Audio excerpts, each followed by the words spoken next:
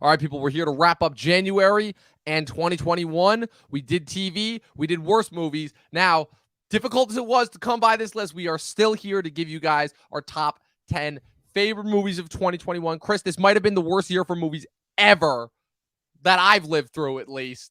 So what are your thoughts going into this top 10 list? I cannot wait to leave so many things about 2021 behind, but the movie factor might be the thing I'm excited to get over with the most, because it was god awful. All of that and more. Stay tuned.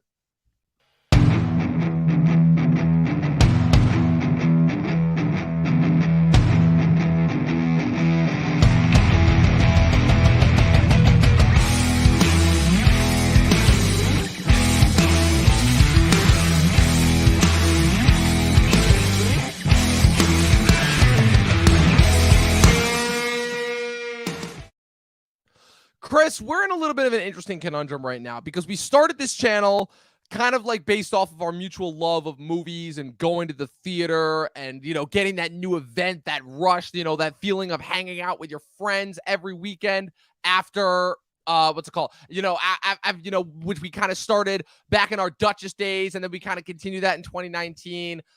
And obviously a lot of it was because of the pandemic and just kind of the pandemic ripping away movie theaters from us, because even the thing about it is that even when you watch a bad movie in theaters, even if as long as you still have that group event with your friends, you could still get that kind of great theater feeling. But 2021 was such a weird mixed hybrid year. Between, okay, we had the weird HBO Max thing, and then we had a lot of movies that got delayed and went to streaming. Then we had movies that only had the 45-day window before they went to streaming, and none of the studios really bothered to market anything this year because there's really no money in marketing anything because of streaming. I don't know. There was just so much, I feel like, that went into 2021, on top of the fact that all the movies that we had were kind of like holdovers from 2020, which, yeesh, if these were the movies we were supposed to get in 2020, I'm not sure that the pandemic might have done us a favor as far as that goes. But I don't know, man. Just what are your thoughts on movies after 2021? This is your third year really covering movies fully the way that I've been for the last couple of years. So just give me your thoughts on that. Break it down for me before we get into these top 10 lists. Sure, yeah, they've somehow all progressively gotten worse each year. But what's progressively gotten better, Dom, before I give you my take on covering movies, I think our podcast has progressively gotten much better. So I think if there was ever a time to ask you guys to subscribe, hit the like button, and of course, leave a comment like our good friend Eric, who's already hanging in the chat, who doesn't understand how we thought it was such a bad year. And I will answer Dom's question and explain that. Good morning, everyone. Again, please like, comment, subscribe. We are happy to be here. Cannot wait for the show today. So yeah, Dom, I think each year's progressively gotten worse. And it sucks because I thought 2019 was actually really good, and it kind of was a false sense of not passion, because I think I love doing this so much now. It's just another creative thing that I've added. I was always a music guy, and now I have, being a critic of film and TV as well, and it's equally as important now, I can say. But I just always thought it was going to be as good as it was. I always thought The Getting was going to be good. I thought we would always have a year with an Irishman, Once Upon a Time in Hollywood type year every year. And I just got spoiled in my first year. So you intensely spoiled. And a couple Zolas and Olds later, you realize what you're in for. Yeah. But I'm committed. I understand, someone has to, it's a dirty job, but someone has to watch the shitty movies. And I guess that's us. I feel like we need to add a caveat there. Watch the shitty movies and actually review them the way that they need to be reviewed. Yeah, that's a great distinction. Yeah, one that I'm proud of. Yeah, exactly. No, it's one of the things that I've always taken pride in with myself, is that I've, at the very least, I don't consider myself the leading expert authority on it, but that I've always attempted to review movies as honestly as possible, no matter what everyone else thought. But I guess if anything, the one kind of positive thing that I can say, I know we're starting off on kind of a negative note, but again, we've made our thoughts more than clear about how much we dislike the year of 2021 as far as media goes. I feel like there's two things we need to discuss first before we get into it. It's that on top of the overall kind of transition of where the industry was kind of going pre the pandemic, and now kind of where everything is lined up now afterwards, post obviously COVID and things returning back to some semblance of normal, and Omicron coming in, and that things being confused and people really not, still confused as to what's going to theater. I think the industry's in a really, I'm not going to say tough, because the industry's consistently in a tough spot ever since kind of Netflix broke onto the scene, but the industry's in a really interesting spot right now where they have they are essentially leaving all adult fare and all mid-budget level movies behind to streaming. But the strange conundrum here that I don't think anybody is talking about is that these movies are still not profitable for the streaming services because 2021 introduced something new as a direct result of the pandemic that to this day still like probably will never be done again, just as far as the old theater contracts, which is the HBO Max day and day drop. You know, we covered pretty much every movie that what's it called, you know, that was a result of that, with the exception of a few. And I think what's really interesting is that they just kind of pumped all those movies onto their platform in order to boost subscribers, right? But again, no amount of subscribers is going to equate for the fact that Spider-Man No Way Home comes in and still does like $1.5 billion its first weekend. So I think we're in a really interesting spot right now where all the movies that we like all the mid-budget level adult dramas that like are actually made by films, those movies were already in danger to begin with. But at the very least, we could always relish in the fact that they would have a home on streaming. But now we're in a weird position where kind of like the mass overall cult could see to be even pushing those movies out, especially since Disney Plus, Apple TV Plus, all these new streamers have come onto the scene and shown that they can do, Amazon especially, just as much spectacle on, you know, in the comfort of our homes as in theaters. And when it seems like spectacle viewing, and this is kind of bringing it back to the MCU Scorsese argument. Again, you were talking about 2019 a bit, but kind of bringing it back to the Scorsese argument in the sense that if in this age where there's so much content and it's all battling for our attention and our eyeballs and we don't know what to choose from, and most people again are going to vote with their hearts, not their heads, it's kind of safe to say that like spectacle is kind of only going to be the way to go. I don't know. I just wanted your take on that because I still do think that there's a possibility that we can get good spectacle, even though it's becoming rarer and rarer and rarer. But I just wanted your take on that as far as like how it was going to transition like into streaming, because that was something that we had previously only thought was going to be relegated to theaters because we thought that was going to be the only place that it could make money. But given the amount of Disney Plus shows that have been not quite to the level, but almost to the level budget wise of some of these movies that we've been getting, you know? Sure, yeah, and you have like the Lord of the Rings show. That's the most expensive television show of all time, which supposedly we're getting this year. And yeah, I see what you're trying to say. I think like my take on it, as long as short form culture continues to thrive, like YouTube Shorts and TikTok and stuff like that, the attention span is only going to really be captured by the big spectacle. And I think that's just the world we're going to have to live in.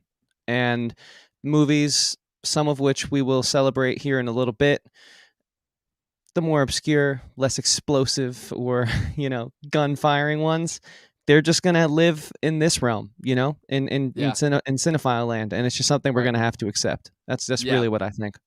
Yeah, I guess if anything, the only kind of annoying, while I am, of course, grateful that we do have this kind of little pocket, this little sect of the internet within cinephile land, I guess the only kind of like amount of sadness that has for me is the fact that so much about movies and what we love about movies in their traditional form, as far as as far as like kind of how the stories that we love have really gone towards television, is that kind of, you know, losing that like kind of like, you know, again, like that feeling, that getting together, that being in the theater, that experience with a bunch of other people and getting an experience that we have no idea, and getting like the same experience that we have with someone for 2 hours in a dark room with no one else. You know, it's like you said, nothing can really equal that. And so I guess just the idea that we're going to lose that, and we've kind of lost this place in the culture where movies can be important and can be impactful and can reach a wide-reaching audience. You know, that to me is what has always been like kind of the magic of movies. And the fact that that's kind of going away, I don't know, it causes it to lose a little bit of its luster, you know, especially since most of these movies that we're going to talk about, at least I know that I'm going to talk about, and I know I went out of my way to watch them, but I don't know how many people outside of our crowd have watched them. I don't know how many people outside of our crowd have even heard of half these movies, you know? Exactly. So, you know, with that being said, Dom, instead of, you know, further participating in an exercise in futility, how about we talk about some great movies? Yeah, let's do it. Because again, there's always a few every year. And I will say this till the day I die. It is that every year, even in 2020, the year with no movies, we were still able to pull out 10 movies. I think we had some really entertaining choices on there last year. that last year's list was definitely one of the most fun lists that I've ever had. But I definitely think that we're off to like a bigger start this year as far as mainstream goes. So we're going to kick it off this list, our top 10 favorite movies of the year. And I'll kick it off with my number 10. But before we do, Thanks everyone for tuning in to yet another video. Be sure to click the subscribe button, click the like button, click the bell next to it. Make sure you leave a comment below. Make sure you leave what your top 10 movies were. Let us know if you were even able to see 10 movies of the year that weren't, the Snyder Cut or the Suicide Squad or No Time to Die or Spider-Man or all the other big spectacle movies that anybody ever said. I don't care about those movies. We know that you watched them. We know that that you watched them just based off the box office numbers. Tell us about some movies that you watched that we haven't heard of. That's what I want to know about. Leave those in the comment section below. And we're going to start it off with my number 10. Chris, you know this about me. You've known this since day one. It's the reason why I keep, busting your chops about Star Wars and why this format and medium of Star Wars is the absolute best. I'm an animation fiend. I'm an animation junkie at best. And this was kind of a low-key great year for our animation. We got some interesting movies. After the year where we only got 2 Pixar movies, one that was middling and one that was so good it almost made up for the fact that we had no movies the rest of the year. But this was a low-key great year for animation. We got 2 Disney movies, both of which I thought were absolutely impeccable. We got a Pixar movie that was not as good as Soul, but still really, really enjoyable. I saw a really interesting experimental animated film at last year's Sundance called Crypto Zoo. A couple of other Ghibli ones. There was even an animated documentary that's making the rounds now called Flea. But if we're talking about what I think perfectly captures the year in animation, Lord and Miller, their animation production studio has really been picking up in the last year. They started it with the Lego movie in 2014. They continued it with the Lego Batman movie in 2017. And they put out arguably one of the greatest pieces of animated storytelling I've ever seen in the animated Spider-Man Into the Spider-Verse in 2018. But I definitely think that while this isn't one of their best films, I still think that it is a movie that I did not see coming, that Netflix put out, that I thought was one of the funniest, one of the most inventive, one of the zaniest, and one of the most heartwarming movies of that year. So my number 10 is The Mitchells versus the Machines. This is a movie that had that was originally, it was in the last couple of years we've been seeing Sony, specifically because Sony is the only studio without its own streaming service, sell off a shit ton of IP to Netflix. And this was one of those movies where I saw a trailer for it at the beginning of 2020, right before the pandemic set in. It originally had a different name. I thought it looked generic. I wasn't a fan of the animation style. I thought it looked too much like a Nickelodeon thing. And then they immediately sold it off to Netflix and they changed the name. And I'm like, okay, so this is just going to be another Netflix dump. I saw the release date. I saw that Lord and Miller were attached. And I'm like, okay, this is Lord and Miller. I'll give them the benefit of the doubt. And I finally watched this movie in April of 2021, almost like a full year after it was supposed to come out, like a lot of other movies. And unlike most of the other movies that got delayed, this movie was just spectacular. It was so fun. It was so heartwarming. It's so zany. And the story is basically it's a family that's taking their oldest daughter to college. The oldest daughter is the black sheep. She doesn't really fit in. The dad is more so old school, old fashioned, doesn't like technology. The daughter is, of course, a tech fiend. She's a film student. She loves making short films. There's a whole bunch of poppy animation and a bunch of movie references. And of course, they're traveling in the middle of when a tech giant unleashes a new robot AI that causes the giant robot uprising.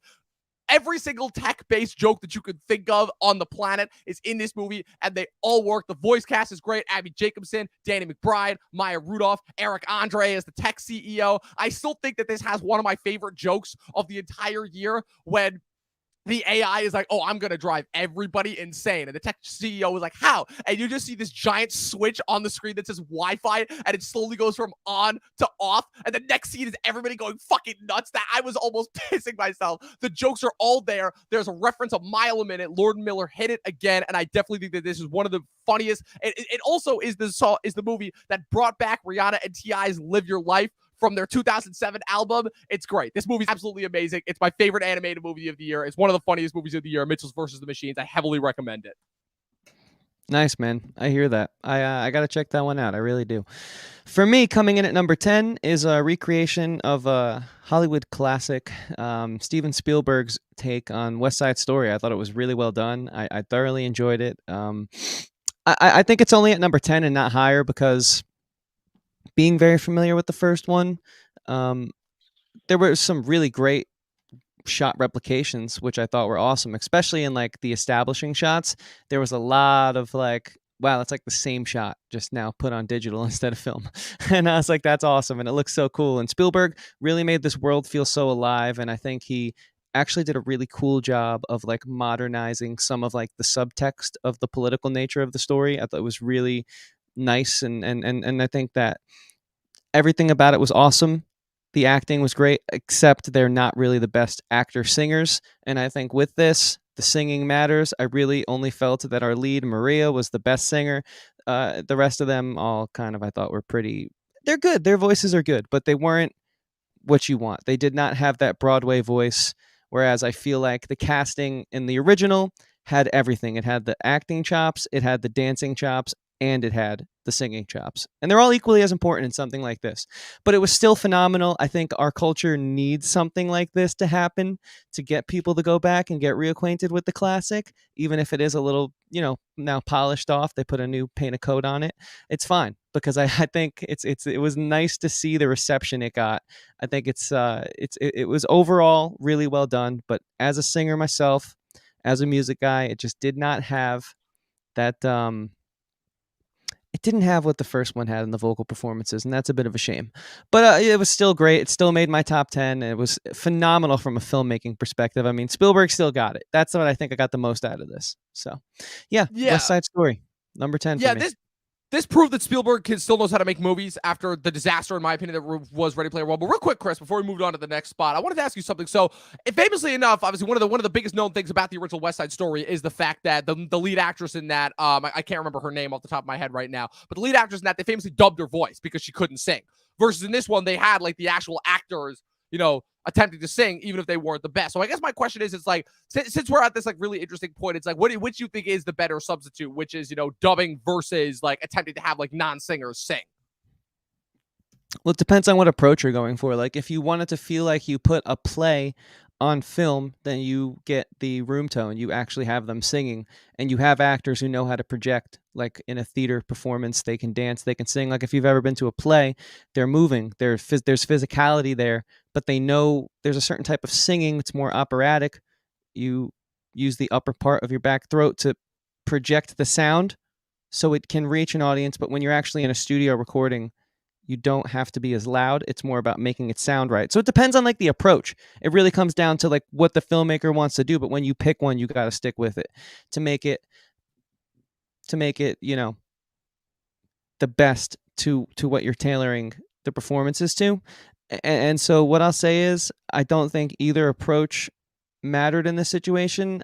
I think they did the best with the singers they had, but I just don't think that they could have got it any better, if that's what you're asking me. It just happened to be as good as it was. They don't feel like real singers to me. You can sort of hear it in the way that they pronounce their words and in the vibrato that sometimes doesn't develop, which typically does develop from Broadway because that's a classical singing style. A vibrato is innate. It just happens if you're a well-trained singer, especially in like the more, I'd say, higher class sides of performing, like not rock and roll, like Broadway and theater. And it just wasn't there really for a lot of them. And that's fine. Straight singing's fine. But I don't think it would have made what I like about great musicals any better had they decided to pick, are we going to go for the more natural performance style, or are we going to go for the more, we'll have them film, we'll have them record, then they're going to overdub it. It wouldn't have made a difference in my opinion. I just think the caliber of singer they picked wasn't up to the task of what I wanted. Got it. Yeah, It I didn't was only stop asking it from being in my top 10 though, obviously. Right. Well, I was only asking that because that seems to be a common problem that we're seeing with a lot of movie musicals, since the movie musical has pretty much made a massive comeback in the last couple of years thanks to The Greatest Showman and La La Land. But so I just wanted to get your take on that because obviously, again, it's been a big source, I think, of ire amongst the musical community. Is it's like, okay, we have all this technology, but do you still go with the naturalistic approach of actually trying to have them sing, or do you just consistent to overdub it? Because because with the dubbing thing, that's been done really badly in the last couple of years somehow. So I just wanted to get your take on that. But moving on to my number 9, I made a big stink in the last couple of years about the fact of how I have largely started to hate the Oscars, not just because of their growing separation from people's actual viewing habits, but also because a majority of the movies, again, are really falling into that trap of just being boring and Oscar baity. A lot of people will make the argument that a lot of movies are nominated. It's like, oh, you just can't handle a slow-paced movie. It's like, no, I can handle a slow-paced movie, but if the story's not there, then I'm not gonna care, because a lot of Oscar stuff is either boring and monotonous to the sake of sleep-inducing, or they're just schmaltzy and cutesy and fun without actually having any substance behind them. Sort of like Kenneth Branagh's Belfast. But the one Oscar bait movie that I can say I definitely got into was Jane Campion's The Power of the Dog, which makes its way at my number 9. This is a movie that was kind of like Nomadland last year in the sense of like, okay, this is a movie that's like being up for a lot of accolades. It's Jane Campion coming back to the big screen after doing Top of the Lake 8 years ago on Sundance. She's, she's going back to Australia. She's shooting a drama at the turn of the century about and I wasn't really sure what this story was going to be going in. All I knew was that it was about ranch hands, and I knew the cast. I'm like Benedict Cumberbatch, Kirsten Dunst, Jesse Plemons, Cody Smith-McPhee. I'm like, all right, that's a pretty good cast. What is this going to be? And what we end up getting is a story that I was not expecting at all. In a strange way, it's like a newer, more sinister rendition of Brokeback Mountain, if that makes sense, where it's basically about these two ranch hand brothers and how one of them ends up marrying this, what's it called, a maid at like this kind of like ranch stopover, and how the other one like kind of is like trying to deal with his growing separation anxiety by consistently isolating himself and projecting his feelings of, loneliness onto others, while at the same time you've got her kid who is like an incel in the making. Basically, it's really weird. It's really twisted. It's a really interesting drama. I wasn't sure if I was going to get anything about it, and out of it. And it's one of those movies where you have to wait until the end in order to get the final message. But once it's nailed in there, you're like, oh, I see how it goes. This movie is all about kind of like, again, I love movies that could show like the dissemination of toxic masculinity from one generation to another. It's done wrong a lot of the time, but when it's done right, it's so well done. I think Jane Campion had a really awesome understanding of this material. Like you've said, Chris, multiple times, Westerns are not my favorite genre. Most of the time, they're slow, they're boring. But this one, it had just the right amount of synergy. It was like watching a really well-done soap opera. But again, there's a reason why people love soap operas. It's because when they're well done and when the story's there, it works. I love Cumberbatch in this movie. I think that Cumberbatch is a guy who kind of got shot to superstardom a little bit too soon before he actually had a chance to like show off his acting chop. But anybody who's watched Sherlock and the BBC knows that he is worth his stuff. He got an Oscar nomination and a Marvel superhero gig all within 2 years of like him really breaking out in his career. So I feel like he kind of got launched to superstardom before people actually had a chance to be acquainted with his acting ability. But I think that they will definitely see that here. I really hope he wins Best Actor, and I definitely think this is one of the few movies that's actually worth the Oscar caliber that it's going to get. So my number 9, The Power of the Dog, also on Netflix. Nice. Hell yeah, man. Well said. Well said. For me, my number 9 isn't quite as much of a slower burn. It's pretty action-packed from the get-go. I'm talking about Bob Odenkirk's Nobody. Not only was this a return to theaters, so obviously it had to make the list after a year and a half of, lockdowns from the overlords that be. And so once we had some of our freedom back, Dom and I chose to go, before they tried to take it away again, to go see a movie together, because, that's what we do, and that's like a big part of our friendship. So we went and we saw Nobody, and I haven't seen any of the John Wick still, where we will get there on this podcast channel. I will see the John Wicks. Don't you guys worry about that. I'll just leave it at that. But this was awesome, and I can't wait to see him. I really can't wait to see those movies. Bob Odenkirk was badass, dude. He was, taking names, cashing checks, stacking bodies, whatever you want to call it. He was just a riot in this movie. It was unreal. I loved like the small, more intimate scale of like, this is like street level compared to what I've heard about John Wick, but it was still badass, and I love that so much. It just felt kind of a little more real, even though it was super silly. And the whole like Nobody like backstory that we kind of get dripped in throughout the movie is pretty cool. If not for for anything else, it doesn't really matter too much. It doesn't take away, but the fact like that they gave that to you adds like a nice little world building to the story. Like this movie could have been at number 9 in my list with or without like all the cool story elements, like the whole backstory, like the overarching narrative, just because of how badass it is. But like the fact that it has like actual care and consideration put into it, it's like a great example of like, I do like action movies. And I remember saying that a lot around this point in time in the year. It reminded me again that I do like action movies. I just want good action movies where they actually care about, all the other parts of filmmaking that go into it, not just the explosions and the punches and kicks. So yeah, Bob Odenkirk, I would have never thought this would have been possible, but anything can happen. That's what Nobody teaches me at number 9. Yeah, great movie. I remember watching this with you back at the beginning of last year and having an absolute blast with it. Like that was the movie at the beginning of the year that gave us a little bit of hope for the year going into there. We're like, maybe movies won't suck. Coming into my number 8 is another Netflix movie. But again, like it's really interesting because I think that of most of the movies that I have on my list, at least like most of these I watched on a streaming service. It's really interesting. I think this is like, obviously last year was the caveat year, but I think this is also like, again, continuing to show how streaming is coming to dominate. And this is arguably probably the most divisive movie of the year, but I was a little bit skeptical because I'm like, look, I didn't like the trailers for this movie at all. I wasn't sure if Adam McKay was going to be able to keep up his track record. I didn't think Vice was that good.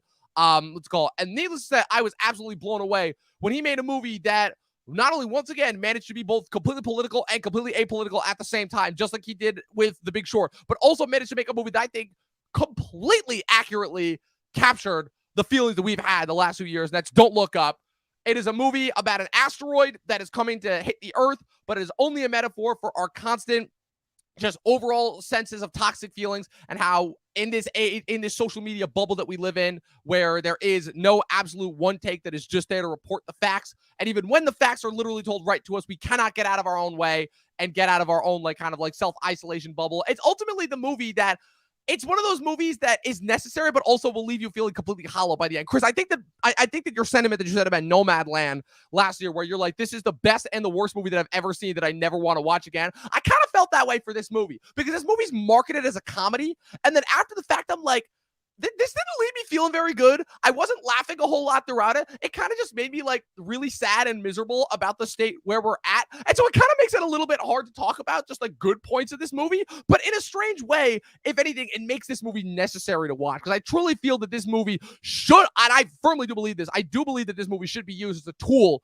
in schools to show, yes, this is what will happen if you guys don't start shaping up. I love how this movie was originally envisioned as yet another metaphor for climate change that Hollywood is always trying to push on us. And then it ends up becoming like a really strange, like almost like necessary cautionary tale about what happens when we put too much of our trust in people who ultimately really do not have our best interests at heart anymore, and really haven't for a very, very long time. Again, it's another gigantic ensemble cast that actually manages to utilize all of them to the best of our ability. Again, DiCaprio, Jennifer Lawrence, Jonah Hill, Meryl Streep as like the Trump stand-in president, who like actually manages to have a really interesting, like different type of character. Kate Blanchett, Tyler Perry, Timothy Chalamet, who comes into the third act as this random punk kid who's also religious. Like all the different angles that it covers. And also, I think this movie does a really good job of like, besides obviously not falling into like an Armageddon trap, where this movie again like knows exactly what it's doing. They have the moment where they do like the Armageddon moment where they have Ron Perlman go up in the spaceship and then they immediately have him turn around. Like they do have the moment, the clever satire moments in there. But unlike something that Adam McKay did previously, like Anchorman, like Talladega Nights, like Step Brothers, which was only there to be as stupid and schlocky as possible, this was like comedic, but like almost to the point where it doesn't. Where again, like the satire has become the real life, so it literally just feels like we're looking at a mirror. I would say this is the closest that McKay has come to doing what Scorsese pulled off with The Wolf of Wall Street, since he kind of made his transition from straight comedies into like more like real world, in the moment, like docudramas essentially that masquerade themselves as comedies. I really, really enjoyed this. I definitely think that a lot of the discourse around this movie and the people who didn't like it is kind of a little bit telling as far as, you know, what people actually think about this stuff when they couldn't even tolerate it and called it quote unquote bad, because you notice a lot of those people either didn't watch the movie or they did and they just felt a little bit too uncomfortable by how it made them feel. So that's my number. So for me, at least, it had to make it on this list. It's not my favorite of the year, but I definitely think it's necessary. Number 8, Don't Look Up. Nice. Yeah, I haven't seen it yet, but I think, you know, Hollywood promoting a message on us that they don't really care about, that's the real subtext there. Right? Right? Yeah. I mean, they want to talk about climate change, yet they are the jet setter class. Exactly. What do jets do? Well, YouTube loves this. They won't bash our video for talking about the science. Jet fuel is bad. So, you know, I only ever drive my car and public transportation, whatever. At number 8, these guys, they can get anywhere without the means that we get, you know, because they have these little things. Sometimes they're born or they sometimes they develop them. Other times they have to go out and create one. And there's a big controversy on how they get their mobility, you know, like we'll just talk about it. Spider-Man No Way Home. These guys can web sling, but that's the best part of this movie for me. I think about that debate daily there, where it's like, first of all, we should all take an environmental cue from the spider people and just start web slinging everywhere. I think the planet would thank us, and we could probably reverse the damage that we've been doing tenfold in like 2 years if we. But the thing is, they seem hard to come by, right? And like there's that I love that scene, because this movie, even though it is this big blockbuster fare, I think it's important to say this. I'm not going to talk about the movie in and of itself. Go and watch our review for that. If you want to know our specific thoughts, we did a great podcast episode on this movie. What I am going to say real quick is it's not that I don't like big blockbuster movies. I want them to have some semblance of great filmmaking that I remember from the blockbusters of yesteryear. And this did just that. It was fun, but it was refreshing. It felt earned, like they insert these laughs knowing that you'll laugh, because at this time Disney has you. They have you by in their clutches. But this time I laughed because it was funny. Okay, so this does work for me. Just needs to be done right. There was some class and some elegance to this movie, as far as you can attribute that to any blockbuster. And I want more of them to learn from this. It was a really fun time. So again, like I said, if you want our full in-depth reviews and what I thought of it, go watch the actual review. But I think the larger subtext was more important to say. And I was surprised to see Marvel make this list. But look, when they earn it, they earn it. So yeah, number 8, Spider-Man: No Way Home. Now you know how I felt with Infinity War and Endgame a couple years ago. But the one thing that I will say that this movie may have had over those two, again, like for me, somebody who was not a fan of the first two Tom Holland movies, that movie really shocked me as far as just how much heart, how much actual substance, and how much gusto it had, as far as like, oh my God, a Marvel movie that can actually be about something. Coming into my number 7, this is one of only a few movies that opened exclusively in theaters this year. I was gracious enough to be able to get down to New York Film Festival. It had been my first time going to New York City since 2019, when I actually saw like another advanced screening for a film that made our top 10 list back in 2019. I was only able to watch 2 movies, but they both are on this list. And this film, even though again, like I'm still in the process of like shuffling around my top 10 list and figuring out what I want the definitive order to be, but this is a movie that again just captures everything that we love about movies, about New York, about family, about like that warm feeling. And it's artsy, but it's artsy for a purpose. And so my number 7 is Mike Mills. Come on. This guy has made 2 movies previously, one of which won Christopher Plummer an Oscar, the other of which was one of the most underseen, but one of my favorite movies of 2016, 20th Century Women. Mike Mills famously stated that those first 2 films he made about his parents, Beginners being about his father, and 20th Century Women about his mother. And this film, he just recently, he doesn't have a kid, but he said he wanted to create a story about like kind of not just about what it was like to have a kid, but what it was like to be a kid growing up in this world today. And the approach that he takes with it, I think, is so heartwarming, so ingenious, and yet so simple. It's one of those things that it's like, again, you wouldn't think of it until it's staring you right in the face and you're like, oh, the answer's right there. Where he makes a story about Joaquin Phoenix following up one of the darkest roles he's ever had in the Joker movie that came out in 2019 with one of the most heartwarming and really like kind of melancholic performances the Joaquin Phoenix has ever given. It's so interesting. Everybody always talks about like all the dark and twisted and weird Joaquin Phoenix performances, but people do forget that Joaquin, he's an amazing actor. He's capable. He is one of those actors, you can give him literally anything on the page and he will make it work. And he's got a fair share of these like really heartwarming roles too, where he is an audio capturer who goes around interviewing kids at different schools about like, again, just what they feel it's like to grow up in the world today, but like from their perspective, like, from their parents, like what the idea of growing up is to them. And then he ends up having to look after his autistic nephew, portrayed by first comer Woody Norman, when his sister has to take care of her husband, who is also suffering from an advanced version of whatever it is that his nephew is suffering from. And kind of like that really amazing back and forth, that he develops, where again, his whole life has been all about like interviewing kids, but he's like the outsider looking in. He doesn't really have this personal connection with them. So he's like kind of missing that quintessential piece of himself. And the way that, and the bond that he's able to form with his nephew over the course of time that they spend together, the nephew is unbelievable, arguably one of the best kid performances of the year. This movie is so special. This movie is so heartwarming. It brings back everything that Mike Mills brought to his first 2 films and more. And it's just one of those movies that, again, you may not come away from it thinking that it's one of the deepest movies per se, but you definitely come away from it just, feeling good and feeling really heartfelt. And I absolutely loved it. Again, it's black and white. It truly does, I think, capture the feeling of New York. And yeah, Mike Mills accomplished everything that he wanted to. I heavily recommend this movie to anyone if and when it becomes available on a streaming service. If you just want a movie to kind of just tune out the world, feel good, and also understand, like, kind of like be transported back to like that sense of childhood innocence, but like not from like a naivete standpoint. Like they ask these kids some pretty deep, dark, and serious questions, but the way that they're able to go about it in a way that like still feels comfortable to them, I think it's really, really well done. So I definitely really heavily recommend this movie. Come on. Cool. Awesome, man. This next film is it's really our sci-fi epic of the year. Dune.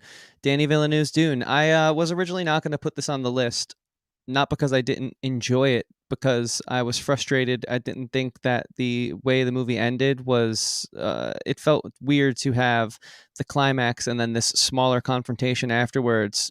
The weight there wasn't quite as impactful as it was for other people as it was for me, just because I felt we hit this beautiful apex of of all hell breaking loose, and Momoa's down and Isaac's down and Chalamet is just like he's going, this is his journey now, the torch has been passed. And then we have like this weird little desert scene, but it's not Villeneuve's fault. He wanted to make it one movie and the studio system came in and sort of shafted him, really forced him to make it into 2 chapters, and that sucks. That sucks when that happens. And also then the day and day of HBO Max didn't help this film either. And it's a shame because I think it should still be celebrated. And I think it's on my list because rewatching it, the filmmaking's amazing.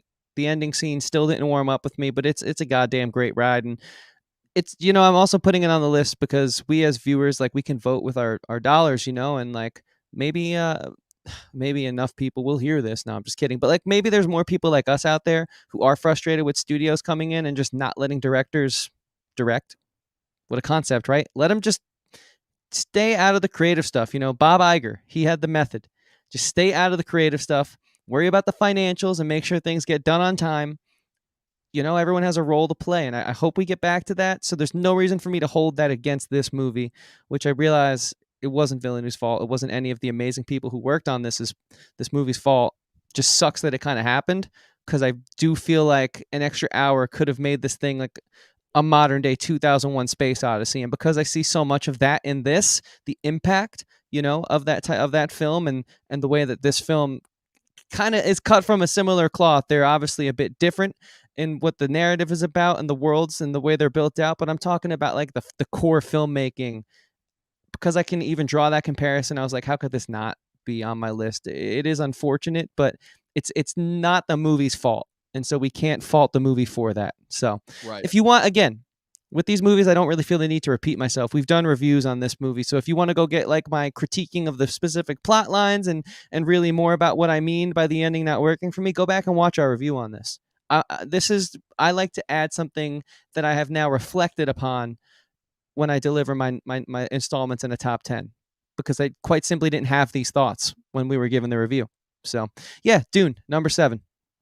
Yeah, absolutely. Well, my number 6, I'm not going to have too much new to say because my number 6 is also Dune. But the only 2 things that I'll add to that point is because I did a fair extensive bit of research on this movie as well, and the behind the scenes. This is one of the few movies that came out this year. It was really only 5 that actually made me like want to go behind the scenes and want to find out about the creative process. Because again, Denis Villeneuve, I can safely say, is one of the most visually impressive directors. I don't necessarily know if all of his stories work all the time because I'm not always a fan of the I think that even though he knows how to do visuals, unlike the way that most people do, because he can actually like work with CG and he'll use a lot of practicals and he uses a lot of models. And so he's one of the only people that like actually is able to like have that sense of old school filmmaking. I think the problem, a lot of people compare him to Nolan, but I think the difference between him and Nolan is the fact that Nolan, because it came onto the scene in the 2000s, I mean, Denny came on at the same time, but Nolan's films have always had that really interesting sense of modernization because of the types of stories that he chooses to pursue. And because his stories, it feels like they always have like 18 different layers underneath them that you have to figure out. Versus Denny pursues always a very classical mode of filmmaking, which is why every one of his films that he's put out in the last couple of years, whether you like him or not, Sicario,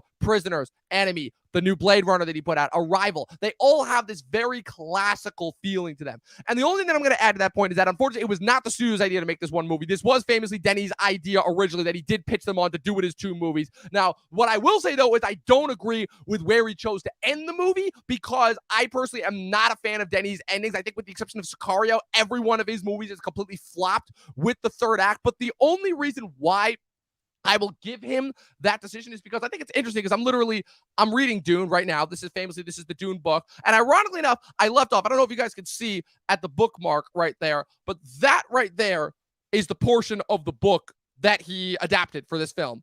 And that right there is the portion that has left to be adapted that will come in part 2. And you can't really see it, but this side that is yet to be adapted is just a little bit thicker. Not by much, but just a little bit. And just based off of what I've heard substance-wise that they're going to pull off in part 2, I think that the mistake came from them from the marketing, much more so than anything else with the studio. And this is where I will put it on the studio, is that the studio did seem like they were marketing this and this was gonna be one movie. Even though a lot of us, just based on common sense, were able to figure out, okay, there's no possible way. They already tried it in 84 and completely failed miserably. There's no possible way they could make this work as one movie. My thing comes from the fact that I don't like the spot where they chose to end. I definitely think that they could have ended it with them going into the desert, and then you could pick up the next movie with them meeting up with the Fremen. I don't necessarily know if you needed Zendaya in this movie. They only had her there because, Zendaya's, a giant star now, and people love Euphoria as a result of it. So, and if anything, I would also make the opposite argument, because this is, ironically enough, Denny made such a big deal about the day and date release of this movie that, in a strange way, it almost ended up benefiting the movie, because a ton of people who I never in a million years would have expected to watch Dune or get anything out of it. Again, it's a gigantic, epic, visually amazing looking sci-fi drama, but it's essentially like a desert meditation mixed with anthropology, mixed with being about nature, mixed with being about politics. It's much more so Game of Thrones than Star Wars, which is why I was beyond shocked when I saw it had the mainstream appeal. Like, people were tweeting about it, people were making Instagram posts, people, the memes, the GIFs, all the things that we see talk about, all, when it comes to it. And it actually ended up benefiting the movie's box office a decent amount. Like, this was one of the few movies that actually did make money this year because of the day and date release. So I find that ironic that Denny was so adamant about people watching this in the theater, when, if you ask me, people only watched this in a theater because it was the HBO Max release. Because if they weren't already planning on seeing it on the big screen to begin with, then they ended up watching it on HBO Max, realized how awesome it was, and then ended up going to see it again on an IMAX. I do agree. I still make the argument that the reason why this is only number 6 is because it is only half a movie. Again, it's only half the story. But for what they were able to pull off, how they made the ensemble cast work, again, the visual look, it absolutely crushed it. And yeah, it just, again, it felt like an old school fantasy epic done with modern day technology, if that makes any sense. So that's my number 6. Dude, hopefully I didn't go too long with that diatribe there. No, it's interesting stuff. It really is. It's good to know. So, this next movie, Eric, this one's for you, brother. At number 6, it's No Time to Die. My first and so far only James Bond viewing experience.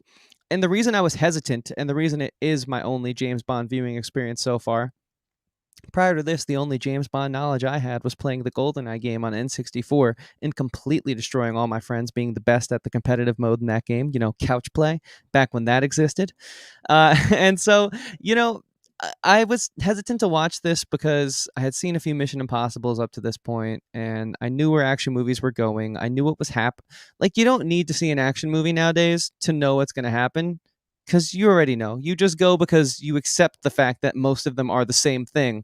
Just, copy and pasted bullet points with, different names and places. But really, we're doing the same things. So I was like, I'm sure they ruined James Bond too. But I've learned a lot this year as a critic. I've grown, Don't judge things too harsh. Don't give things the leeway either. Marvel still deserves to be judged, but don't judge it too harshly. At least give it a chance. If it's something new, give it a chance. And I'm glad I did that with this movie, because this year was the year of realizing, okay, I do love action films. I always have. There are still some good ones. You just got to find them. And James Bond, No Time to Die is one of those. And I can't wait to go back and watch the rest of the Craig series. I got to get around to it. These movies are so hard to come by, though. They're just not on any streaming service, and they're not making it easy for my bank account to watch. But I will watch them at some point in time, because I love this movie that much. So yeah, James Bond, No Time to Die. We did another review for this one on the channel. Go and watch it. It was a great one. I was just fresh off watching it and when we had seen it, and just completely just gushing. And those are always fun reviews. So yeah, that's my number 6. What about you, Dom? Where are you going next? Real quick, I just wanted to give a shout out to Luke, who is currently dropping his top 10 in the chat right now. Eric saying, man, I'm shocked you were able to get as much as you did out of No Time to Die without seeing the previous Craig Bond's movies. The only thing that I'll say to that, Eric, is I definitely think that the whole majesty of James Bond is the fact that James Bond has never really been that interconnected, even in the modern day when everything has to be interconnected. And the fact that No Time to Die was still able to have all those references to the previous Craig James Bond movies that ever making you feel lost, I'd say is part of the magic of what makes it work as well. And then Luke's top 10 that he's dropping right now. Number 10, Tick, Tick, Boom. Number 9, Quiet Place 2. Number 8, Raya and the Last Dragon. Number 7, The Suicide Squad. And number 6, Snyder League. Luke, keep dropping your top 5 as we go throughout this list. My number 5 is the second movie that I watched at New York Film Festival. Again, I like the diversity that we have here. You know, you're covering some of the bigger movies that were able to like kind of break through the mold as far as like also like being really good in addition to being like that blockbuster spectacle. And I'm like covering a lot of the little movies. And this is a movie that comes from a filmmaker that I would say is starting to prove himself a little bit problematic, just a little bit. Not in a weird way, kind of the same problems that I have with Paul Thomas Anderson's most recent film as well, Licorice Pizza. But I definitely think that what Sean Baker was able to pull off with Red Rocket, that Paul Thomas Anderson was not able to pull off with Licorice Pizza, is Paul Thomas Anderson designed that movie as a fantasy. But I think that the intent behind the fantasy, I think, was a little bit misplaced as far as misunderstanding that at the end of the day, fantasies don't last, they end, you know, and that's kind of what makes them the fantasy. But what Sean Baker's able to pull off here as far as making what is ultimately more of a self-delusional fantasy more than anything else, and making this really interesting story about narcissism that would prove to be problematic in any other sense, but because he's able to toe the line so much between like what it is that we think we're seeing versus what it is that we're actually seeing. The story of this is it's a washed up porn star named Mikey Saber, portrayed by former MTV star, former porn star, former scary movie star Simon Rex. How he returns to his hometown of Texas and ultimately starts to cause problems there nonstop. This movie is a movie that I wasn't quite sure what to make of the first time I saw it. And then by the time it finished and I realized, oh, wait, this is showing that like what happens when, you know, probably, you know, how kind of like justice, for lack of a better word, karma kind of comes for everyone, you know, because the trick that he pulls here is by making Simon Rex so relatable, so charismatic, so charming, despite openly showing like absolutely like despicable acts that he commits. Like he starts, like he moves in with his ex-wife and her mother-in-law. And then the minute that he starts to get bored with them, he immediately starts hitting on a 17, almost 18-year-old. It's rather disgusting as far as the presentation goes. But the way that the movie is able to play that tightrope balancing act between like showing, okay, this is absolutely problematic. This is absolutely problematic as far as like what it is that we're watching. I think that it's one of the few, I think, like things that deserves credit as far as how to witness it from a screenplay standpoint, which is how to make a character both so likable and so unlikable at the same time as well. So I definitely think this one is worth watching. It's absolutely my favorite one of Sean Baker's movies. Sean Baker's a filmmaker who I think is, he's another one that got his start got a little bit too big, a little bit too quickly, because I think that all of his stories have like the seedlings of ideas, but they never really like they carry through all the way like with the consistent through line. I think with the exception of The Final Shot, this is the first movie that he actually did that was actually able to show, okay, he's got a consistent through line. He knows what he's doing here as far as that goes. He knows how to portray this type of character struggle, and it's a really tough balancing act, but I definitely would say he pulled it off. My number 5, Red Rocket. Again, I'm a big fan of movies with unlikable kind of weird loners that don't really fit into society. And this is definitely one of them. Red Rocket, my number 5. Red Rocket. Okay. Hell yeah, man. So for me, coming in at number 5 is the first animation installment on this list. And that for me is Luca. I found this film so damn charming. I watched it like 4 or 5 times, just sometimes just to fall asleep. I got to put something on, you know, but I'm a little too restless. Just something like nice and easy that'll just like, you know, allow me to drift away. And this movie really did that. It was great. It was just, it had everything you want from like, you know, the classic Pixar feel. And I know it wasn't received as well as others.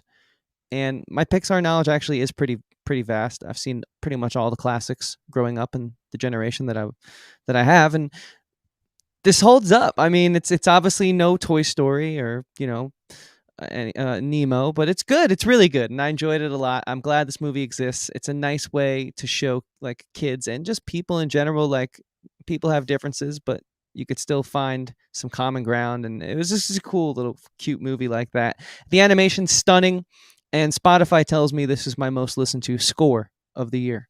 So there we go. That elevates it in and of itself, because I was thinking about it a lot, putting that score on as I was driving, you know, studying, whatever it might have been. I kept coming back to this movie in some way, shape, or form. So yeah, whatever. You guys might not have liked it as much as I did, but I really enjoyed this film, and I think it is one that I will continue to revisit. It's a comfort food watch for me, and I haven't found many of new ones to add to that list. So it's nice to have a nice little refreshing comfort watch in the mix. So yeah, Luca, number 5. Yeah, no, fuck all the people who say this is a bad movie. Like, I had no expectations going into this movie, and this ended up being really charming and really awesome. I really, really enjoyed this one. Again, continuing the Pixar Studio Ghibli connection. That this ending absolutely rocked me. I really, really enjoyed it. Again, it's good to have those smaller movies every once in a while. So I liked it. And also continuing with Luke's top 10. Number 5 is West Side Story. Thank you, Luke. Keep them coming. Going into my number 4, it's another movie that, again, nobody saw to the point where not even the Oscar saw it. But if anything, that's what makes it so special, because I like having those. I always have at least one entry on my list every year as far as it's a movie that nobody else has seen, but I saw, and it just makes it that much more special. It's interesting because I still remember, again, and this just shows the direction that movies have gone, where Paul Schrader did First Reformed a couple years ago, which for a long time was one of the few movies that came out in March and almost had that Oscar run that carried it all the way through to the rest of the year. But I definitely was able to mess with this movie a lot better, which is number 4, The Card Counter. I mean, come on. It's almost like this movie was made for me. Oscar Isaac, he's a gambler. He's an Iraqi war veteran. He doesn't know how to connect with people. And so what does he do when he gets out of jail? He immediately goes into the underground poker scene. And the entire movie is just him traveling from poker table to poker table. Again, he's very deliberate. He's very precise about what he does. He never bets too much. He only bets when he needs to, and the characters that he runs into. It's such a classical feeling film. A lot of the films that I have on this list have really, again, that really good mix of knowing the classics versus having that modern day sensibility. And Paul Schrader, problematic as he is on social media, still proves that he is able to continue that balance. He pulls it off again here. I love the performances here. I love the tone. I love the style. The score, it has such that classical, like, Taxi Driver. It gave me such those feelings of Bernard Herrmann's score from Taxi Driver, as far as, like, kind of, again, like, you're just watching these regular mundane activities, but the score keeps that underlying sense of cynicism. And even though Oscar Isaac, he seems like a regular guy, you just know that this is a guy that's got some fucked up shit in his past. I could not recommend this movie more. I had such an absolute blast watching it the first time. It was one of the few movies that locked me in from start to finish. Heavily recommended. The Card Counter, number 4. Hell yeah, that's awesome, man. I remember trying to go see this one so many times, and just pandemic issues, Yeah. Pandemic life. All right, well, for me at number 4 is a movie that let us know if you watched it. I only watched it because Dom is so good at finding the obscure movies. And this one's great. All of us here should watch it, as we are a part of a YouTube community, and some of us are even YouTubers ourselves. And it's a great commentary on the toxicity of that community, and pretty much how the new celebrity is being online and putting yourself out there. I know. And is that good or is that bad? It doesn't matter if it's good or bad, because in my opinion, we have the greatest young actor of our time starring in this movie. That's Andrew Garfield in Mainstream.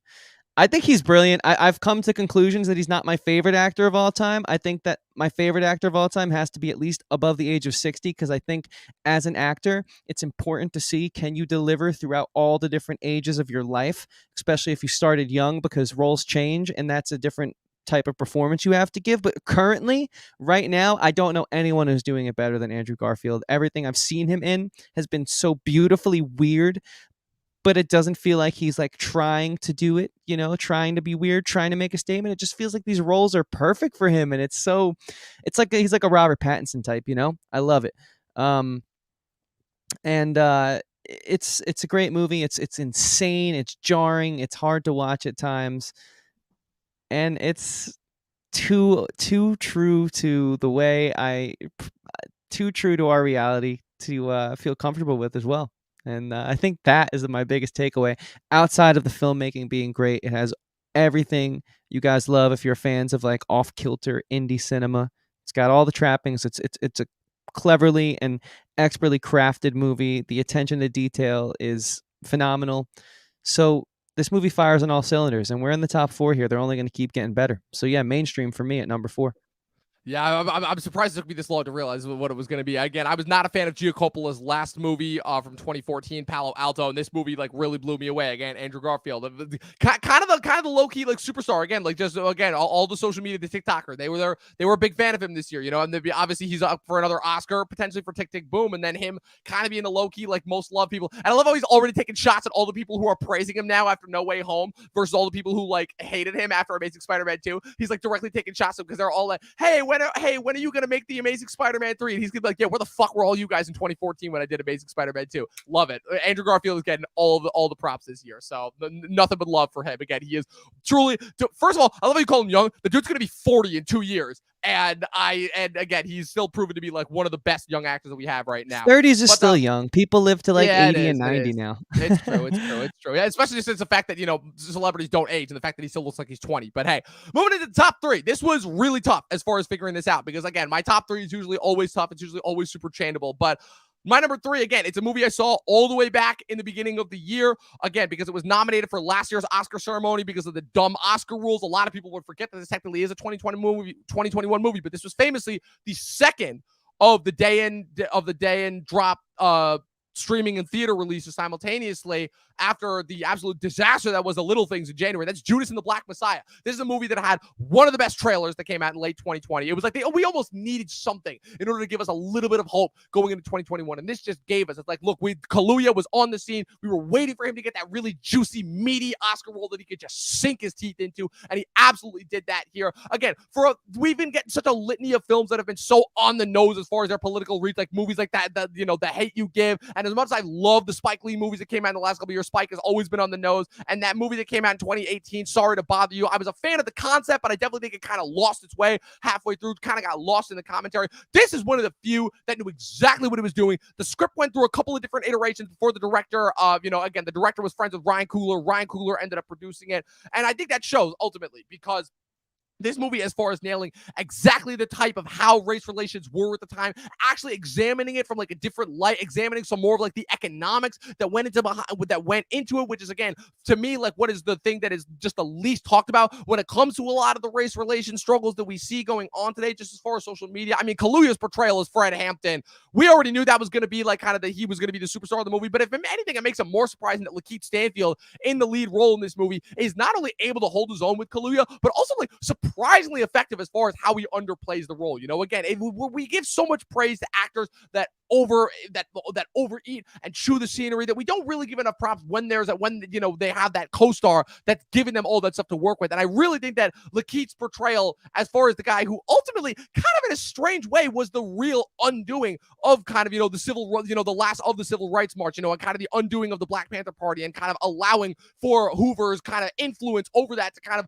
essentially lead us to where we are now. And I think that for this movie to be as smart as it was, for it to be as clever as it was, for it to be able to tackle all those issues in the right way and actually tackling the issues where they come from, absolutely gets props. It's still in the top 3 for me of the year. Again, I saw this a year ago in February, and it still lasted all the way through to the end of the year for me. Number 3, Judas and the Black Messiah. Nice. Yeah.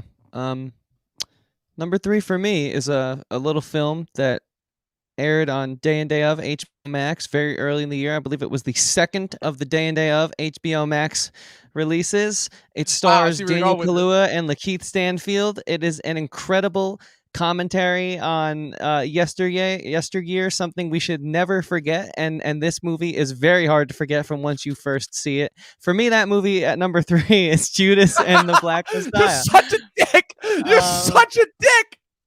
It was great. It was a phenomenal film. I really enjoyed this movie. I couldn't believe the impact it left on me. Like the whole month from when I had seen that movie, if we're going from the date to the next date of the month, I remember like I'm still thinking about this. Jesus, that's crazy, And there's a lot to think about.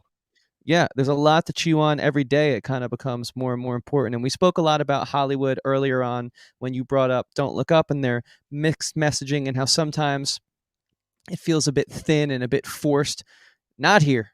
This felt authentic and true. And I hope if messages continue to be a part of movies, they take a cue from this one, because yeah, of course I give it the credit of Kaluuya being amazing, Stanfield, everyone, all the cast, the way they interacted with the environment. It felt so real. It felt so lived in. Of course, you can give it everything, every achievement in making a film, technically speaking, of course it gets. But really, for me, the powerful part of this was like just how spot on and right the messaging was for like the first time in such a long time. And that was refreshing. So yeah, for me, number 3, Judas and the Black Messiah. Yeah, and I just wanted to point out one thing as far as another thing with continue with Hollywood's hypocrisy. So we obviously saw in this film how Martin Sheen, who is usually, I again, like, stick with me here, but how Martin Sheen, who's usually known for like portraying these warm, fatherly, charismatic figures, portrays J. Edgar Hoover as being like one of the most evil, megalomaniacal figures in American history. And again, just how that ties together, where Aaron Sorkin famously did, I did like Trial of the Chicago 7, even though we know that Aaron Sorkin only ever does schmaltz. And Aaron Sorkin takes that whole thing with Being the Ricardos, which is currently being nominated for a ton of Oscars right now, and up for a ton of Oscars, where he makes J. Edgar Hoover the hero in a strange way for the Lucy and Desi movie. It's like, yeah, just as far as like how far Hollywood hypocrisy goes, and as far as like the reason why you should watch this movie. Yes, it was, Eric, it was counted as part of last year's Oscars because of the change in the Oscar scheduling, because they counted the first 3 months of 2021 for last year's Oscars as well. But it is a 2021 release, which is why it still counts for this list.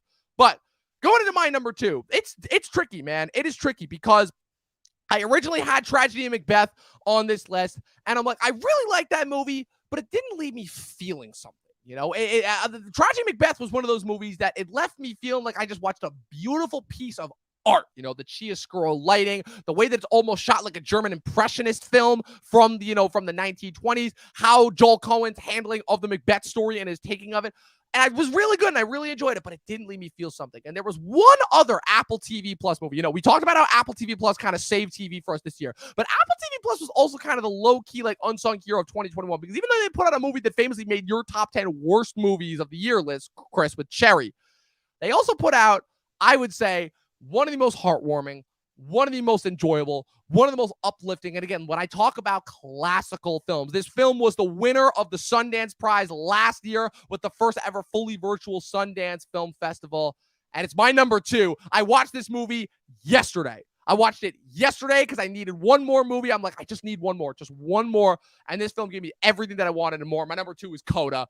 This movie is just absolutely beautiful. Again, I'll read off the plot because we didn't get a chance to review it this year, and I'm really mad because had I actually watched this movie when it came out on Apple TV Plus over the summer, I would have absolutely begged and pleaded for us, because this movie, I think, would have saved the summer for us. Again, it's the only hearing member of an entirely deaf family who lives in a fishing village off Massachusetts. She's kind of like, her family's like kind of guide, for lack of a better word. She makes sure they don't get caught by the Coast Guard and everything. She makes sure she's their translator and handles everything. But she's also a damn talented singer. And of course, she gets recognized by her teacher, who tells her, what's your plans for college? And she's like, I don't really know. Probably just going to help out my family in the boat, because they need me. I never really saw a future for myself outside of this. And it was like, you're a really fucking good singer.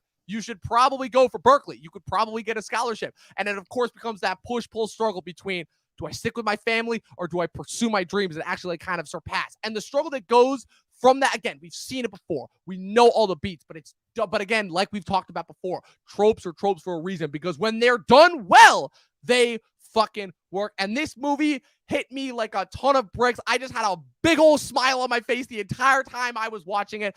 Almost entirely new cast. A few people in there that you might recognize. Eugenio Derbez as the singing teacher. Marley Matlin as her mom. Sing Street Kid, Ferdia Walsh-Pilo, who I didn't recognize at all because it's been 5 years since we saw that movie, as her like kind of crush that she developed. Again, this movie has so many different opportunities where it could absolutely fall into trope territory, and it doesn't. I absolutely love this movie from start to finish. It's so heartwarming. It's the feel-good movie of the year. My number 2, Coda. Maybe you'll listen to me next time then. You said, I don't know, that doesn't look good. I don't want to cover it. I know. Sorry, got to call you out sometimes. No, absolutely. And then you convinced me not to watch it. I know. I ate my words fully on that one. I really did. Well, we have a lot of new stuff planned for the new year, so we're going to expand our palette with movies such as that. And for me, doing this podcast has showed me that animation, while it is specifically targeted for kids, isn't always just for kids. These filmmakers are amazing at what they do, and they have a way of putting something in for a little bit of everyone who's watching, regardless of your age.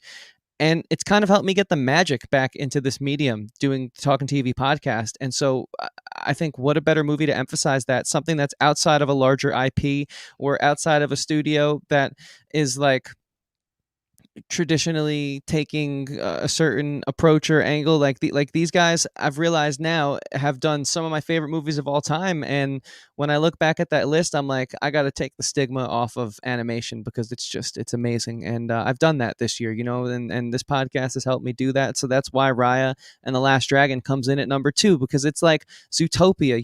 It's like a completely different style of animated film than Raya, but yet there's so much there, and that's one of my favorite movies of all time. It's got amazing subtext in regards to like race relations and the way we as a society like compartmentalize everyone. And then Raya is just this like amazing hero's journey. Like Campbell would be so proud if he saw this thing unfold.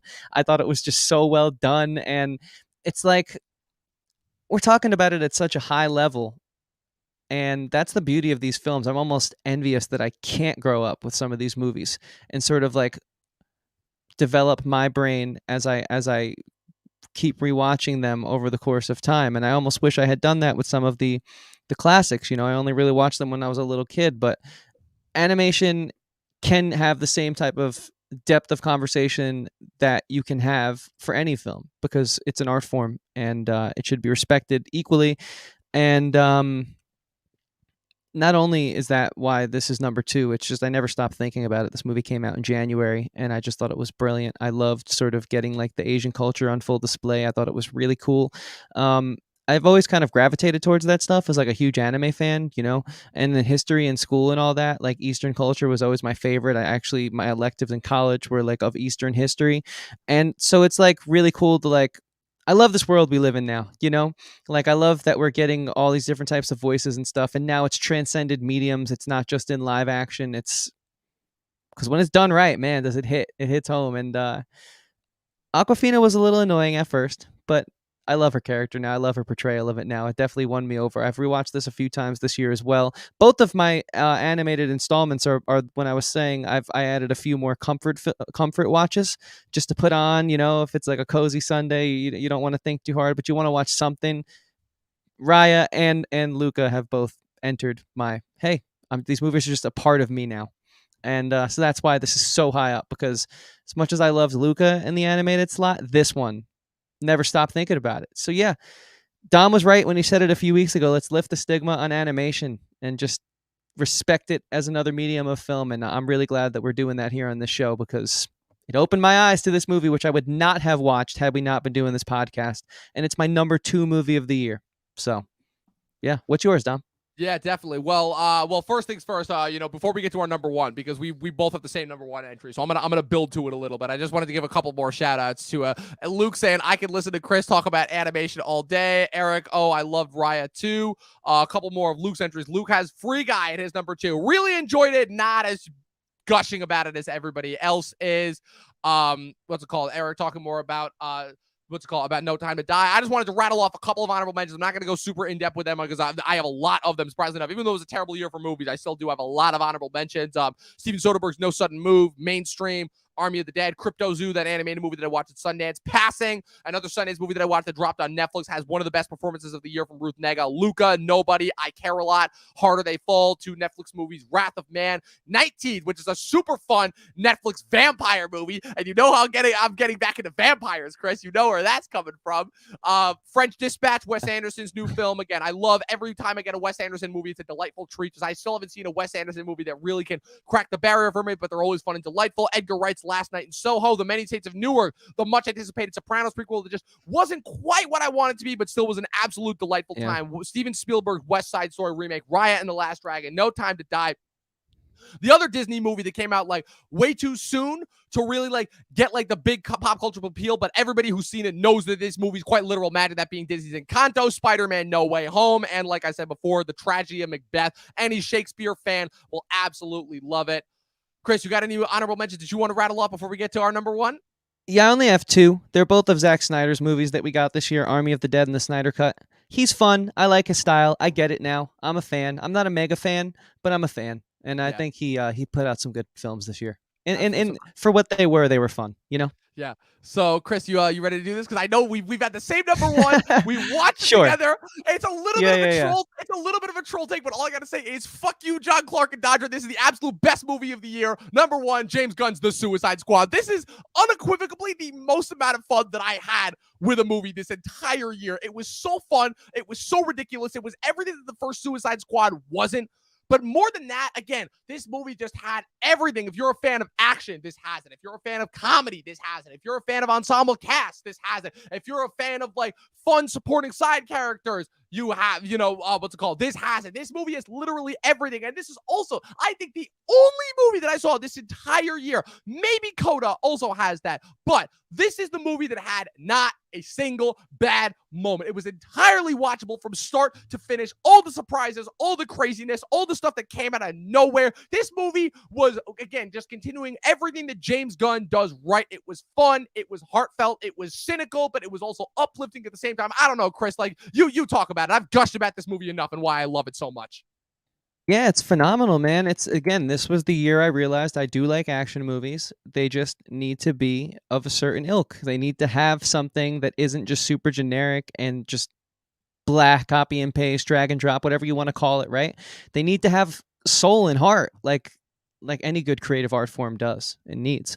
And this movie had that. A great cast, hilarious yet serious when it needed to be. The stakes were high, they were clear. James Gunn he's a master. He's a master, man. He understands what he can contribute to the creative medium, and he does it so well, and he does it better than anyone else, honestly, in my opinion. Like, he's one of the best, I'd say, superhero action movie directors working right now. It's like him and Snyder are really competing for that number one spot for me.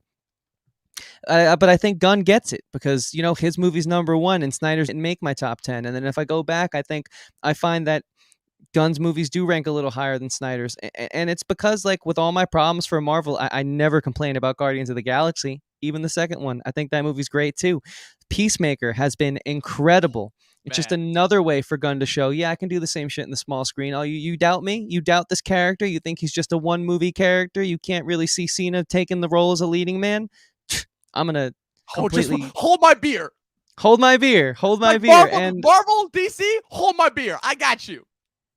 And it's like just a great, it's a fun time. And that's what you want. Like, we're all busy, right? Life kicks us in the ass left, right, up and down. And sometimes you just want to unwind, put something on and just get sucked into the chaos. And Gunn always offers that. And this movie, I'd say, is like one of, if not the best example of his offerings as a director. Absolutely. He just keeps getting better.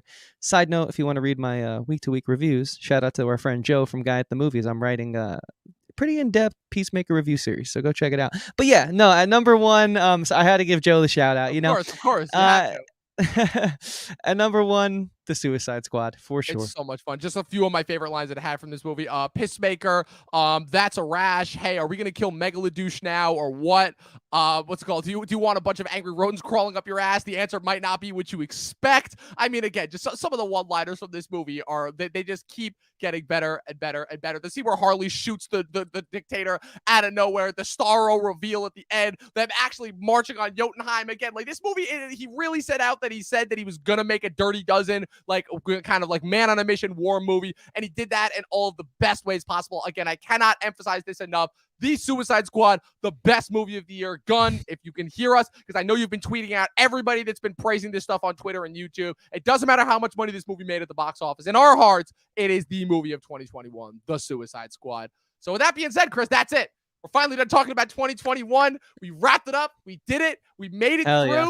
Let's give 2022 our all. Let's hope we get some better movies, because next week, people, if you guys are excited about some stuff that's coming in 2022, but you don't necessarily know what's coming out, be sure to tune into next week's podcast, where we're going to talk about everything that is coming out in 2022 and more. We're talking movies, we're talking TV. Chris, if you want to drop some video games that you may know about that are coming out this year that I may not know about, all right, that's the moment to talk about it, guys. Everything, if you guys are looking forward to stuff in 2022, you're definitely not going to want to miss next week's podcast episode, where we're talking about it live on Sunday, next Sunday at 11 o'clock a.m. on the Batman, Eric. Exactly. Onward and upward. It's always about moving forward. Chris, where can the good people find you on the interwebs? Yeah, this was amazing, guys. Thank you again so much. I love the Sunday morning stream. It's been great. I can't wait to do so many more of them. And you guys can keep up to date with me outside of the Sunday morning stream at Christian Evanko. Evanko spelled Evanko. I make music, which Eric actually said he went and checked out, and he commented on one of my videos, and I did really appreciate that. It's nice to know that my passion doesn't fall on deaf ears here. So thank you guys so much. I appreciate this community a lot. And if you haven't heard it, you can go check out my music through the link in my bio. It's on all the major streaming platforms, all the same places you could find our podcast, and then some: Google, Spotify, Apple, Amazon, YouTube, you name it, it's there. I'd greatly appreciate it. And I'd also really greatly appreciate you guys following my co-host here. He's got a TikTok. They're pretty funny sometimes. He has some social media posts that are pretty great when he does feel the need to post. But it's worth subscribing to, even if it is only 3 times a year. So, Dom, where can they find you? I mean, look, I don't like to post too often because I feel like it kind of ruins a lot of the mistake. But I did make a most recent Facebook post that kind of ended up screwing up because it accidentally posted it multiple times because of bad internet. What's it called again? We lost even more celebrities. I just wanted to give a tribute to a couple of the other celebrities that we lost recently. We lost Meatloaf and Louis Anderson on the same day, so I wanted to give an RIP shout out to those. I will say this though. After my serialized post, I will say that I was super happy because Michael Mann and Meg Gardner are publishing a novelized prequel/sequel to Heat, which I already talked about, but I wanted to give that another shout out. That will easily be on my Amazon pre-order list. And then I also wanted to make a post where apparently Jason Momoa, Duncan Idaho himself, is in talks to join Vin Diesel in Fast and Furious 10 after his plea to get The Rock to come back to the franchise fell on deaf ears. And the only thing that I commented on it was "my man" in all caps because that's just become quintessential with this part. You guys can keep up with all of my funny updates with all of that. Follow me at Movie Nerd Reviews, Facebook, Instagram, Twitter, Letterboxd, Serialized, where I'm reviewing all the new TV shows that I watch. But of course, not sponsored, but of course, should follow us at the official Talkin TV podcast, Facebook, Instagram, soon to be on Twitter. Guys, this was an absolute blast. We're glad we were able to reminisce about last year with you guys one last time before we move on to this year and everything that it's going to bring. In the meantime, people, you know it, 12 seasons in a short film. Click that subscribe button and watch more fucking movies. We'll see you guys next time.